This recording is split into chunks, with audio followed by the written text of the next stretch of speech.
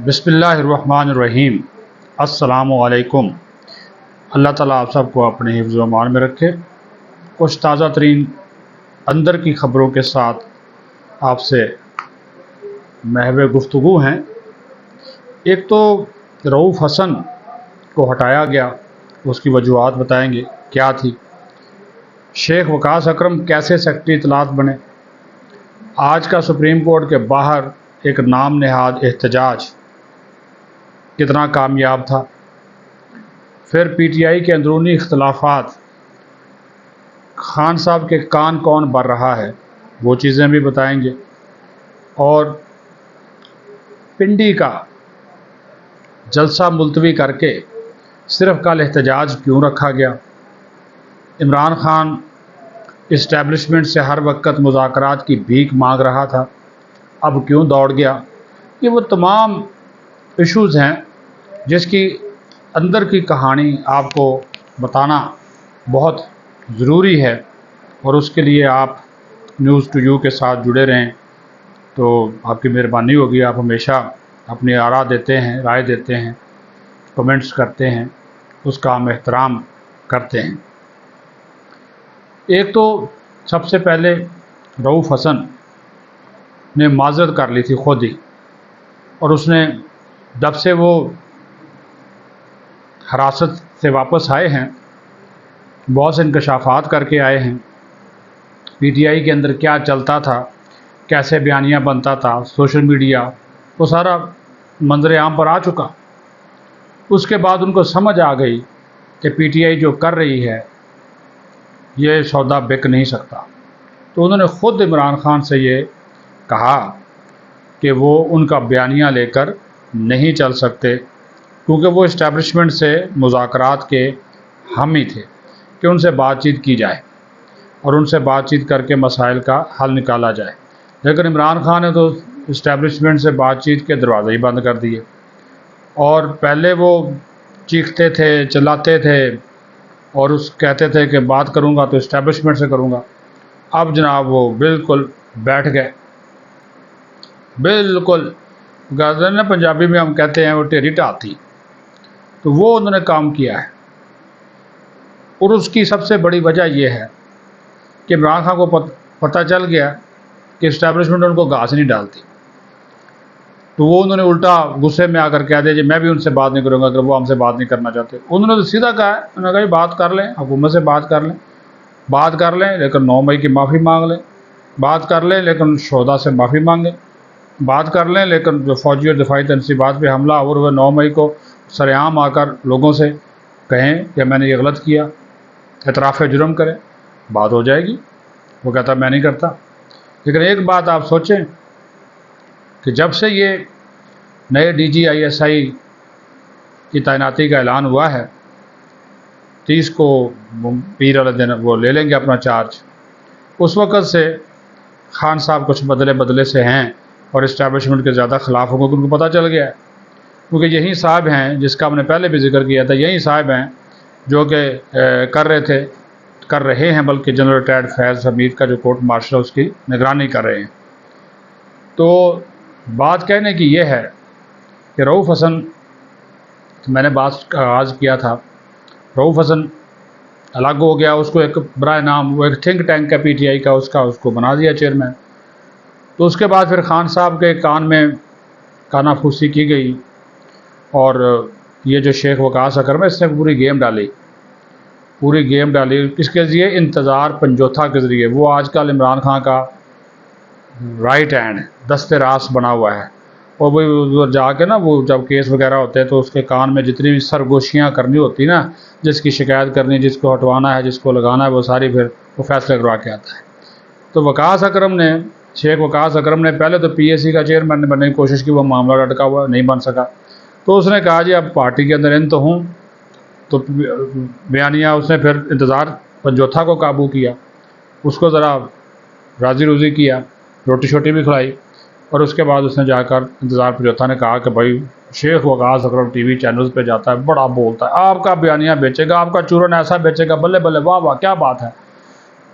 तो खान साहब ने जनाब उसको बना दिया, और रऊफ़ हसन जनाब بالکل الگ ہو گئے. یہ تو ہوگی نمبر ایک بات. دوسرا، لاہور کا جلسہ لاہور کے جلسے کی ناکامی کی سب سے بڑی وجہ پنجاب کے اندر پی ٹی آئی کی گروپ بندی ہے.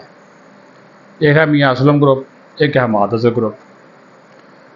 حماد اظہر اس وقت بھی قائم مقام پی ٹی آئی پنجاب کے صدر ہیں، گو کہ انہوں نے استعفیٰ دیا ہوا ہے، لیکن ان کی جگہ کوئی اور نہیں ہے. جو لاہور کے صدر تھے وہ ان کے خلاف ہیں.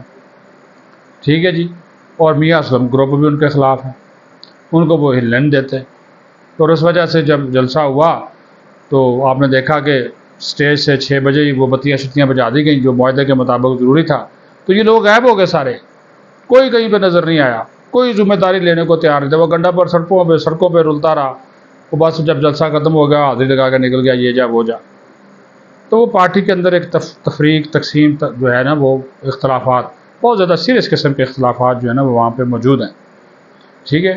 ابھی میں آپ کو ایک اور بات بھی بتاؤں. آج انہوں نے وہ جلسہ وہ احتجاج کیا سپریم کورٹ کے باہر مجوزہ آئینی ترامیم کے خلاف اور چیف جسٹس قاضی فائز عیسیٰ کے خلاف. اتنے لوگ تو جتنے لوگوں نے احتجاج کیا نا، اتنے لوگ تو وہ کہتے ہیں نا وہ سردیوں میں وہ انگیٹھی ہوتی ہے وہ کچہری بھی چلے جائیں تو اتنے لوگ تو وہ اتنے وکیل تو وہ جو آگ سینکنے کے لیے انگیٹھی بنائی جاتی ہے جس میں کولے رکھے اس کے ارد گرد جمع ہو جاتے ہیں، جتنے آج اس پہ جم غفیر تھا. تو وہ بس میں آدھا پونا گھنٹہ صرف سوشل میڈیا اپنا اس کو چمکایا، اپنے بیانات ریکارڈ کرائے اور اس کے ساتھ خان صاحب کو سب اچھا بڑا جب ریکارڈ کر دیا جی، قاضی گو کے نعرے بھی لگا دیے، اس کو دھمکیاں بھی دے دیں. جسٹس منصور علی شاہ اور جسٹس منیر اختر کے ساتھ کھڑے بھی ہو گئے. ہاں جی. تو نعرے شعرے لگا کے یہ جا وہ جا، احتجاج ختم ہو گیا جی. بس یہ ہو گیا. کیا ہوگا؟ کچھ نہیں. اسی قاضی فائز عیسیٰ کے سامنے جو بینچ بنے ہوئے مختلف کیسز میں اس میں پی ٹی آئی کے وکیل پیش ہوتے ہیں، اس پہ اعتراض بھی کرتے ہیں، اس کے سامنے پیش بھی ہوتے ہیں. اس سے کیا ہوگا؟ کچھ نہیں. وہ ٹرینڈ چل رہا ہے اب بڑا خوفناک قسم کا، ان کے حق میں چل رہا ہے قاضی فائز عیسیٰ کے اور ان یوتھیاز کے خلاف چل رہا ہے. ٹرینڈ چل رہا ہے کہ قاضی وی لو قاضی فائز عیسیٰ، وی لو پاکستان، وی لو قاضی فائز عیسیٰ چل رہا ہے. اب لوگ ہر طرح کے لوگ ہیں نا جی. اب اس پہ کہ کون سی ایسی کوئی بات ہے؟ اگر آپ مخالف ہیں تو ہم ایٹی بھی ہیں. لیکن یہ احتجاج کوئی کارگر احتجاج آج سپریم کورٹ کے سامنے ہمیں نظر نہیں آیا. سیکورٹی کے انتظامات سخت تھے لیکن انہوں نے وکلا کو روکا نہیں. حالانکہ ریڈ زون میں 144 نافذ ہے، احتجاج آپ کر نہیں سکتے، لیکن پھر بھی انہوں نے کہا جو جی کر لو، شوق پورا کر لو، وہ کیس ویس بعد میں دائر کر دیں گے. یہ وہاں پہ سارا جو ہے وہ ہوا. اب جناب تحریک انصاف کا جلسہ پنڈی کا جو کل ہونا تھا ملتوی ہو گیا. اس کی وجہ بھی یہی ہے کہ پارٹی کے اندر تقسیم ہے، کوئی ذمہ داری لینے کو تیار نہیں ہے. آپ کو پتہ ہے این او سی کے لیے جو درخواست دی جاتی ہے وہ کبھی راجہ بشارت کے پاس جاتے ہیں، کبھی کس کے پاس جاتے ہیں. کبھی راجہ بشارت تو خود اشتہاری وہ پھرا ہوا ہے، اس کو پکڑنے کے لیے پولیس چھاپے مارتی ہے. کبھی وہ شہریار ہے، وہ اس کے تو کون کرے گا؟ تیاری نہیں ہے. جگہ کہاں پہ ہوگی وہ کوئی دے دیں گے ان کو، بہت دور سے چکری کے قریب جا کے کر لیں. تو پھر عمران خان نے کہا جی یہ تو ہمیں بالکل دیں گے نہیں. تو انہوں نے اس جلسے کو، اور اصل وجہ اس کے ملتوی ہونے کی یہی ہے کہ کوئی تیاری نہیں ہے. گنڈا پور آ بھی جائے گا تو کیا کر لے گا؟ جو اس نے لاہور میں کیا کر لیا یہاں پہ آ کے کیا کر لے گا؟ کچھ بھی نہیں بالکل. تو وہ خان کو پتہ چل گیا کہ، اور یہ بھی پتہ چل گیا کہ چھتر پریٹ بھی بڑی ہونی ہے کیونکہ پنڈی ہے. اور آپ جی ایچ کیو کے قریب جا کر دیکھیں تو صحیح، اب جا کر دیکھیں کیا پھر صورتحال بنتی ہے.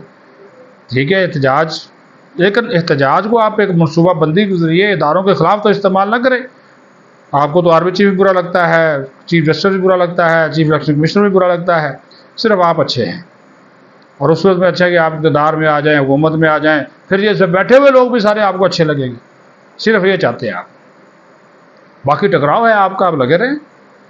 اور یہ بھی میں آپ کو اندر کی خبر دے دوں، یہ جو کہہ رہا ہے نا کہ اسٹیبلشمنٹ سے بات نہیں کروں گا، اسٹیبلشمنٹ سے مذاکرات ختم، میں نے گنڈا پور کا بھی پیغام بھجوا دیا، اس کو بھجوا دیا. یقین مانے منتیں ترلے کر رہا ہے، جھوٹ بول رہا ہے، یہ مرا جا رہا ہے.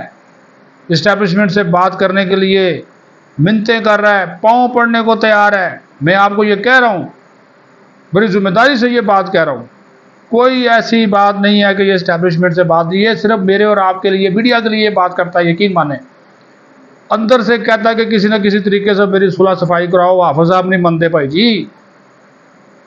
حافظ صاحب اس معاملے کو لے کے جائیں گے. اور میں آپ کو ایک اور بھی ذمہ داری سے خبر دے دوں، حافظ صاحب کو ایک بہت ہی اعلیٰ فوجی افیسر نے کہا، سابق فوجی افیسر نے ریکویسٹ کی، اللہ کا نام ہے جنرل ریٹائرڈ فیض کو سزا نہ دیجیے گا. اس کو پتہ ہے کہ اس کا اس کے ساتھ ہے. اب یہاں تک بات پہنچی ہوئی ہے تو حافظ صاحب نے اس پہ ناراضگی کا اظہار کیا.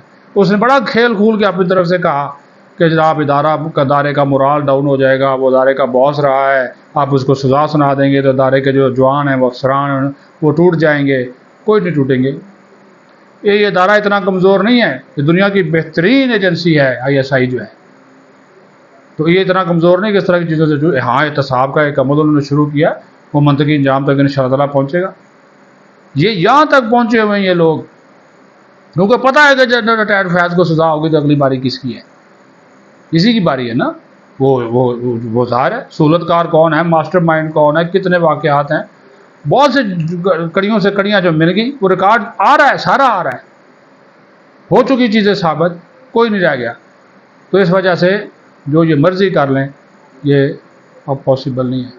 ایڑیاں رگڑ رہا ہے، یقین مانیں کہ میری بات ہو جائے، لیکن بات چونکہ میڈیا کو دکھانا ہے کہ میں شیر ہوں، میں ببر شیر ہوں، میں جھکتا نہیں ہوں، میں بکتا نہیں ہوں، میں مقابلہ کروں گا، خون کے آخری قطرے تک کروں گا، مر جاؤں گا، ان کے سامنے جھکوں گا نہیں. یہ میڈیا کے لیے باتیں ہیں. قسم سے اندرون خانہ مصوف جو ہیں وہ ٹوٹے ہوئے ہیں، مشکل ہو رہا ہے. اب ان کو پتہ چل رہا ہے کہ جیل کیا ہوتی ہے. ٹوٹے ہوئے ہیں، وہ چاہ رہے کہ ان سے بات کرے. گنڈا پور سے بھی جو گفتگو ہوئی نا پچھلی ملاقات میں، کہا ہے کہ بھائی اپنے تعلقات تو بناتے جا رہے ہو، میرے لیے بھی کچھ کرو. پوچھ لو جا کے گنڈا پور سے، کیوں نہیں اس نے میڈیا سے یہ بات کی؟ پوچھ لے جا کے، لگا ہوا ہے. یہ میں آپ کو اندر کی باتیں بتانا چاہ رہا تھا کہ بھئی ہاتھی کے دانت کھانے کے اور کھانے کے اور. خیر صاحب کچھ چیزیں ہمیں بھی پتہ چل جاتی ہیں. اپنا خیال رکھیں. پاکستان زندہ باد.